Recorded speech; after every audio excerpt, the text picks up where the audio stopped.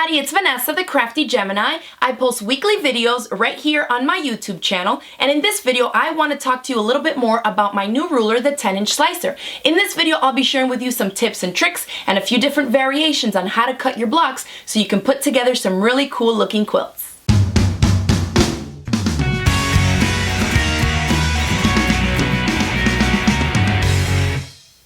Alright, so for those of you that don't already know, I recently designed and developed a new quilting ruler called the 10-inch slicer. I'm having them manufactured right here in the United States, but even if you live outside of the country, no worries, we are shipping them overseas as well. If you don't have one yet, make sure that you click the link in the description box below. That will take you to my online shop where you can purchase it, and we are shipping them worldwide. Now, if you have your ruler or you're planning on purchasing one, or maybe you're just intrigued by what exactly you can do with it, finish watching the rest of this video where I'll show you a few different block variations and some tips and tricks on how to use my 10-inch slicer. I hope you enjoy the video.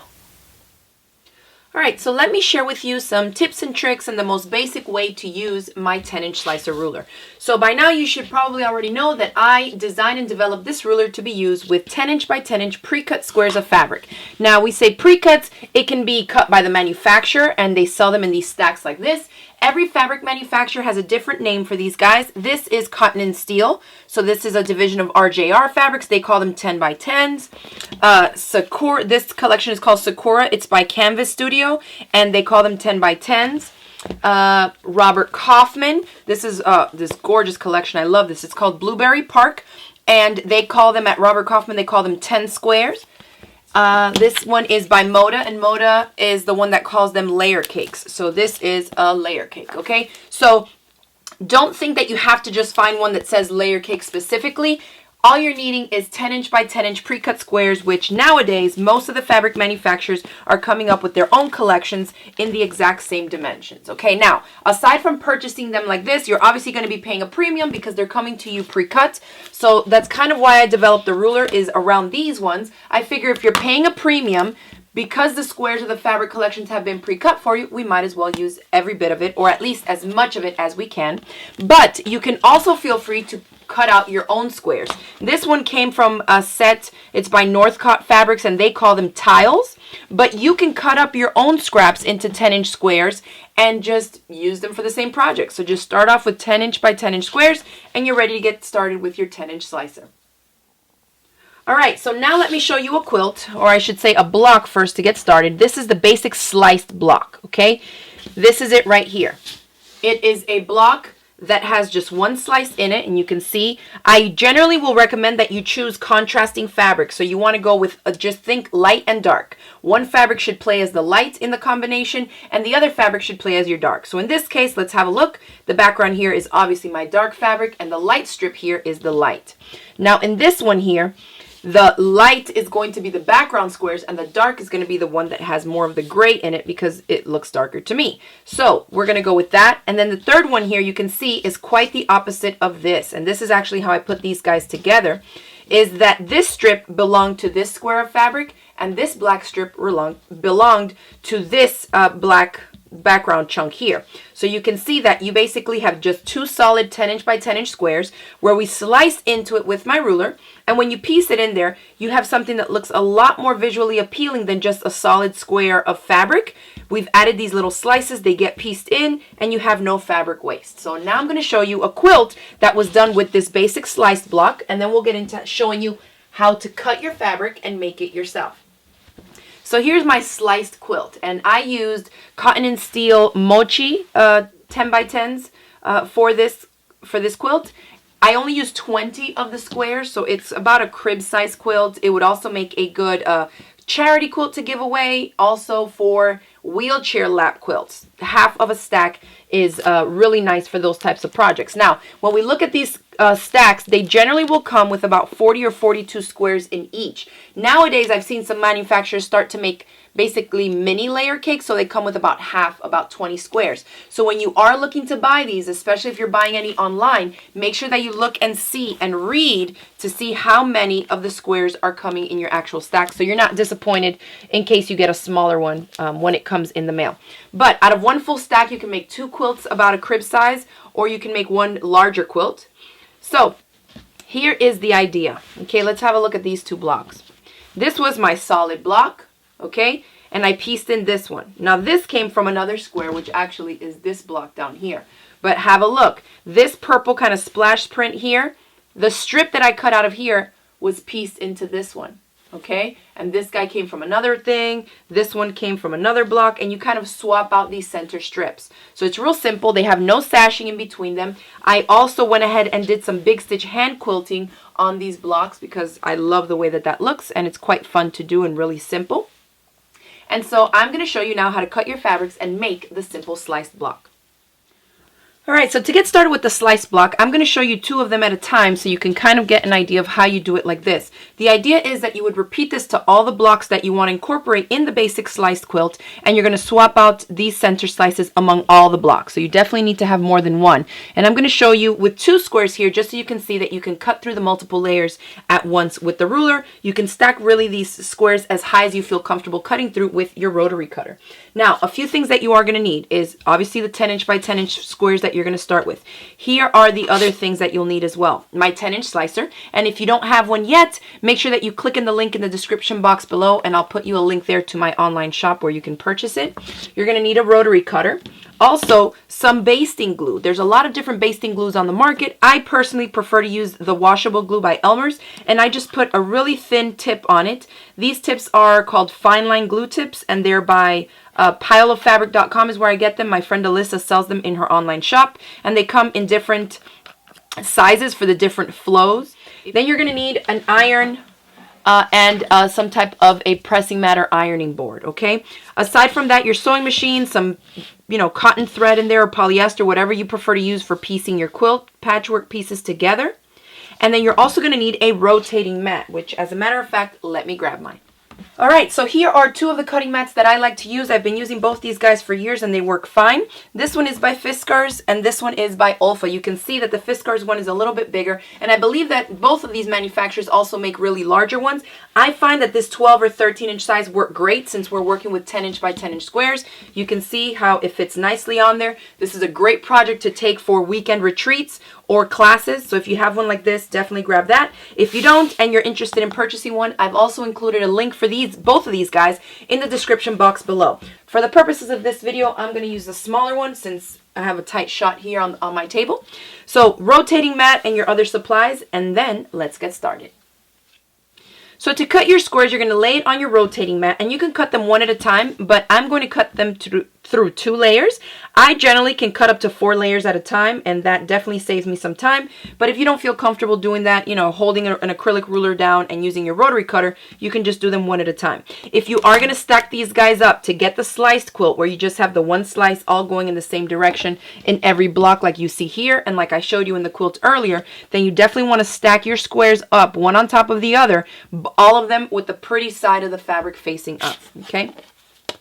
You're going to take my ruler on it, and you have 2 different options. You can lay it like this, where this is how you can read the lines and the numbers and the text on the ruler is this way, but you're going to have a flat 90-degree angle going on one side. So if you're right-handed, flip the ruler over so you line it up flush here, here, and here. That's on 3 sides, and then you're going to slice. And that's going to give me a slice block like this because the strip is going to be going at this angle.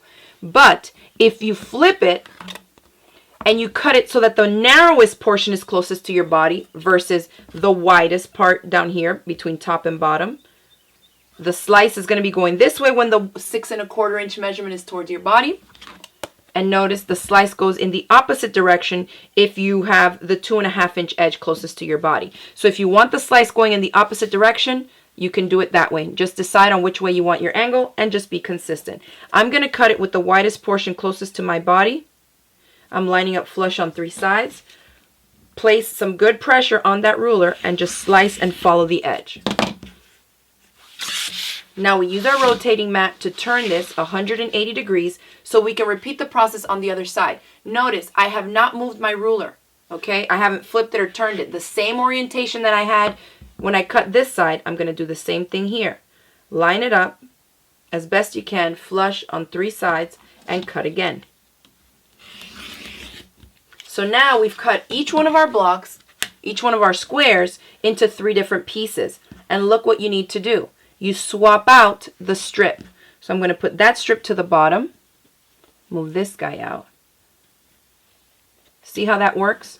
You lay it, all of them are pretty sides facing up. This is how the finished block would look, obviously pieced in there with this 1/4 inch seam allowance on both sides. And then the other piece is going to go like this, pieced together like that. So when you chop up all your blocks into these 3 units, you can lay them up on your design wall or just spread them around on the table and start swapping out the little slices into which one you want to go with what squares, and then decide on that, and you can start to piece them together. Now let me share some tips with you on how to piece these guys together. Because the strip that we have cut is not on a true bias, okay, the bias is a 45-degree angle. This is not quite a 45-degree angle, but you'll see that when I tug on this, there's still some stretch, okay?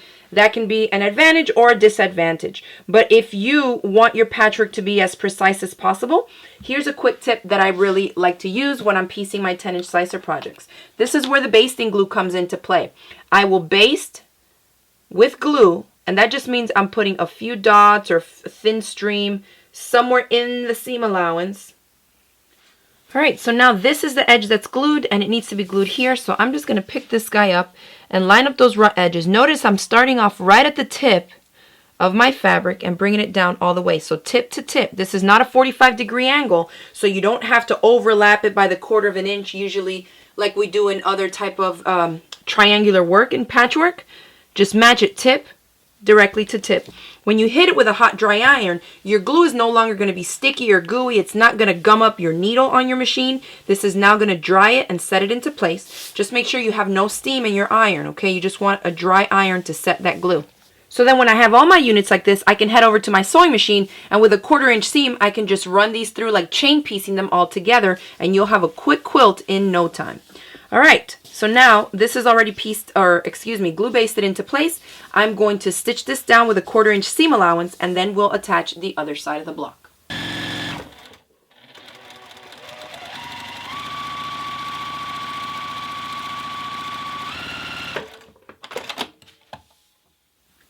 All right, so that's stitched into place. And you can decide to press these guys whichever way that you want to. I'm just going to press it to the dark. Okay, and you can see everything matches up nicely, and now we're going to attach the other side. So same thing, get your glue,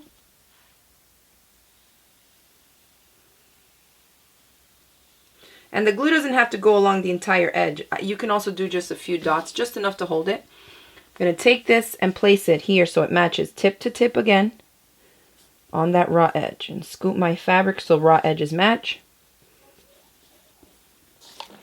And set it with the hot dry iron. Now that that's glue basted, let's head on over to the sewing machine, and again with our 1/4 inch seam, stitch it down.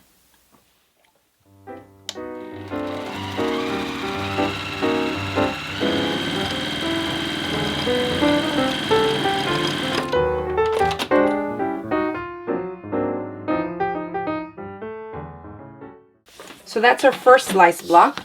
And now I'm going to set it aside, and we're going to repeat the process with the other one that we cut up. And you can see that after this one is pieced together, we have used up 2 solid squares from our 10 by 10 stack that we had. We haven't had any fabric waste. We're still using every bit of those 2 squares, and you get a lot better looking block than if you just had the solid block by itself, okay? So I'm going to go ahead and fast forward and piece this guy together just so I can show you the 2 finished blocks.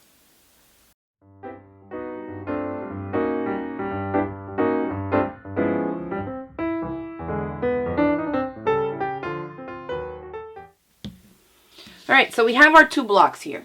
Generally, if the squares are either cut by myself or if they are quite precise, depending on the manufacturer, sometimes you'll see that your squares will vary in size. So just try to be as consistent as you can. But you may find times, like in this block, for example, where you need to slightly trim some things up, which like right here, I can see that I have a little bit sticking out. So another thing that you can use my 10-inch slicer for is, as you can see, we have a 90-degree angle on this one side. So if I'm working on a 10-inch slicer project, instead of reaching to grab another square quilting ruler that I can use to trim up my blocks, I'm just going to lay the 90-degree angle, which is the square end here of my 10-inch slicer, and I'm going to use that as my guide to then trim up anything that I may need to get a nice clean edge right where I need it. Okay, so you can also use that 90-degree angle to square up your blocks or patchwork units when you're working with a 10-inch slicer.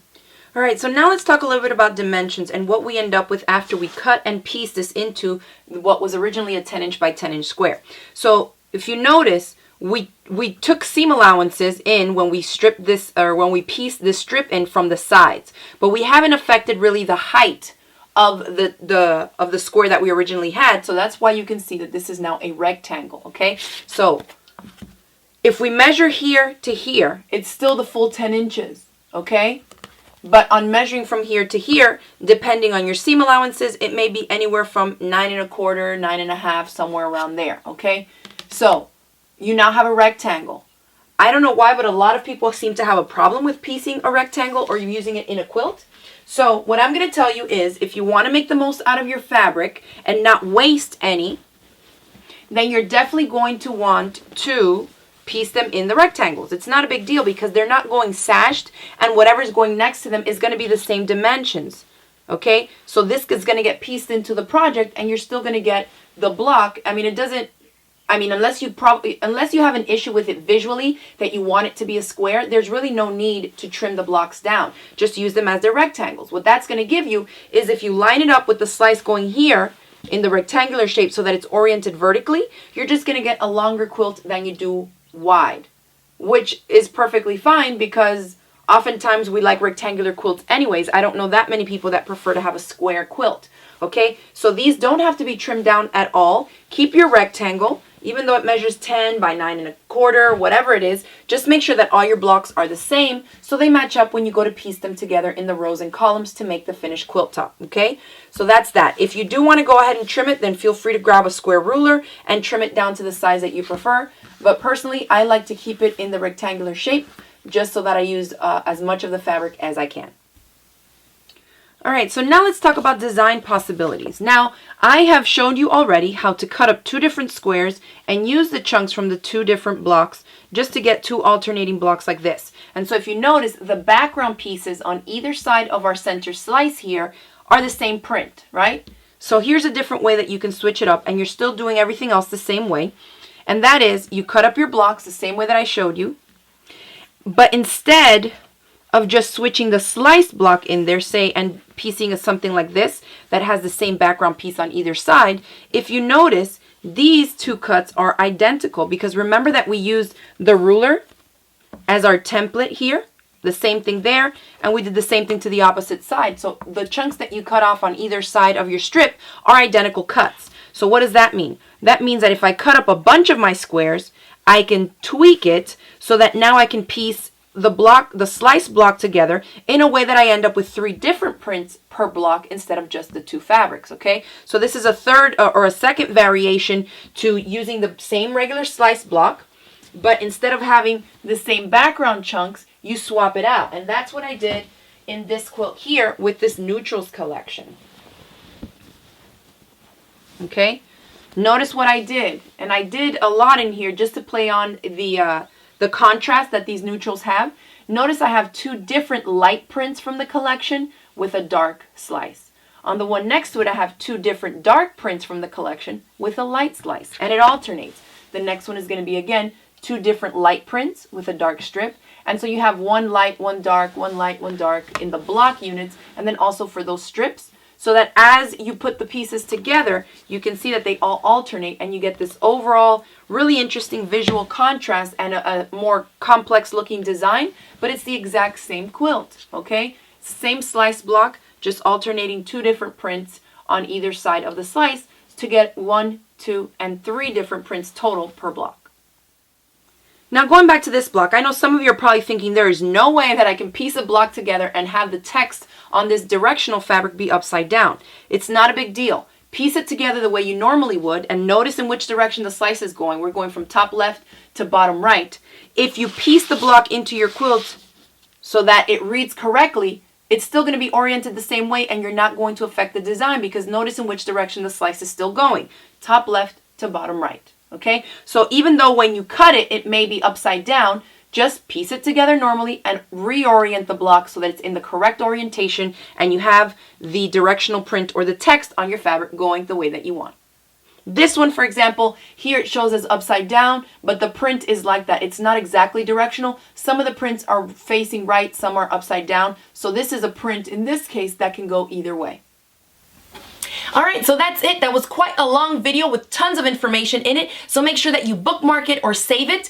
Make sure that you also click the subscribe button right here so you won't miss out on any of my future video tutorials. I'm working on several other projects with the 10-inch slicer to show you some other block variations and quilt designs that you can also use with my ruler. Again, if you're interested in purchasing a 10-inch slicer, remember there's a link in the description box below for you to head over to my online shop. If you enjoyed this demo video, make sure to hit it with the thumbs up below and remember to share it across the different social media sites. And thank you for watching. I'll see you all in the next video. Bye. Hey there, hope you enjoyed this video. I went ahead and also created a full video playlist featuring projects that are made just with my 10-inch slicer. So if you want to head on over and check out that list of videos, you can click right here.